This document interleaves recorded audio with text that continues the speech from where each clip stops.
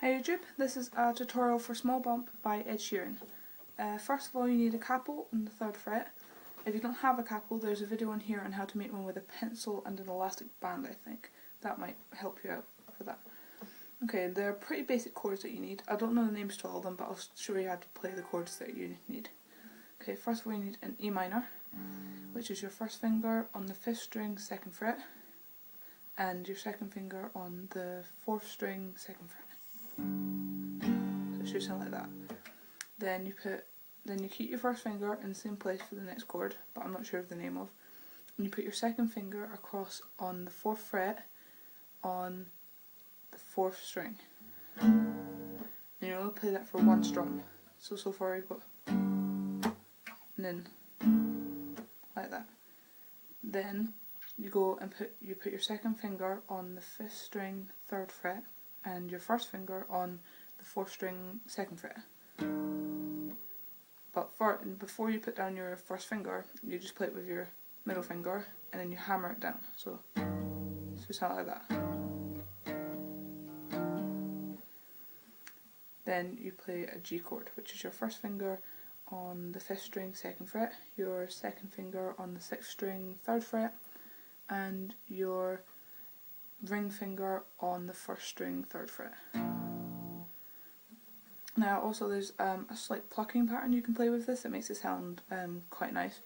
What you do is you start off with the E minor and you play it once, then you hit all the strings and you should get a beat.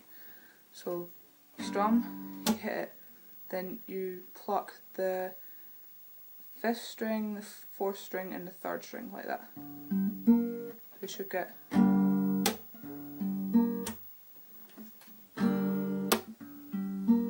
like that. And then you do the next chord. And once you're playing your G, you can also do the same plucking pattern.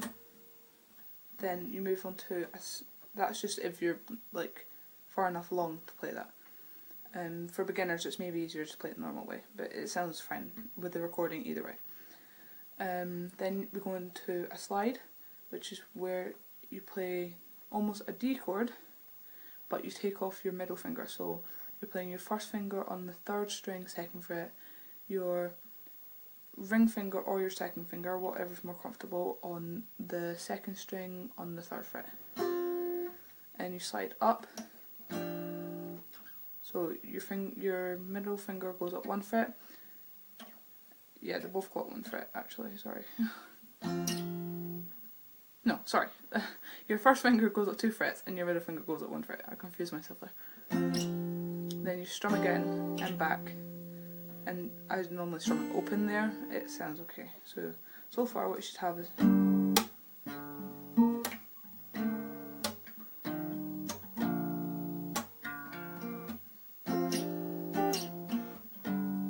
like that. And you play that for the verses and the chorus. For the pre-chorus, you play an A minor chord, which is your 1st finger on the 2nd string on the 1st fret, your middle finger on the 4th string 2nd fret, and your 3rd finger on the 3rd string 2nd fret. And then you can also do the same plucking pattern from earlier with this, so you can go. Then you play a C chord, which is just you keep your fingers from the A minor in the same place and move your 3rd finger up to the 3rd fret, the 5th string. You also don't have to do the plucking pattern for this, it sounds right fine without it. So you go.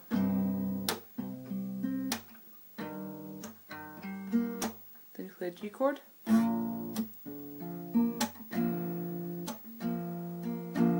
That's how I play it. So you should have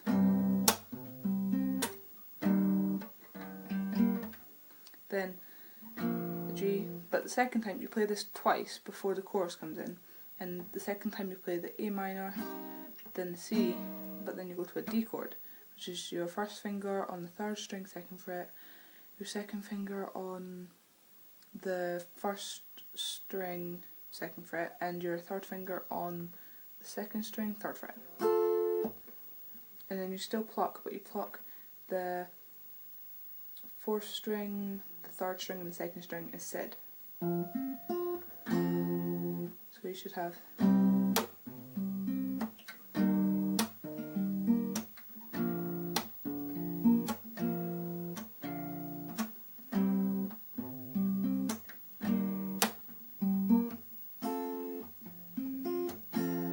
like that. Then you go into the chorus, which is the same as the beginning.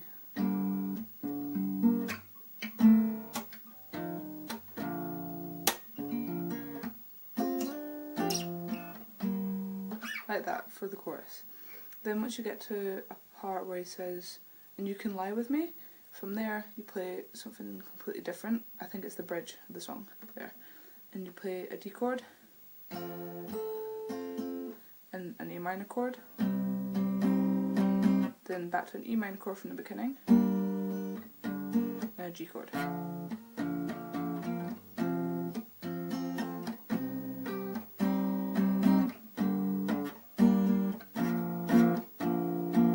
Then you finish it off with a D, back to the chorus.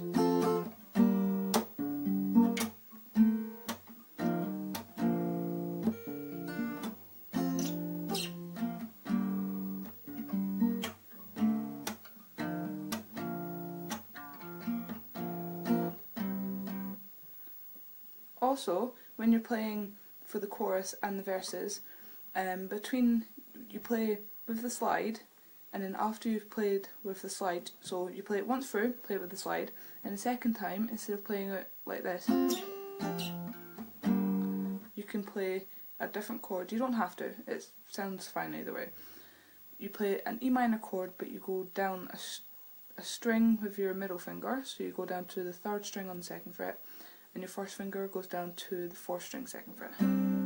I should have mentioned that earlier, but it slipped my mind. So you've got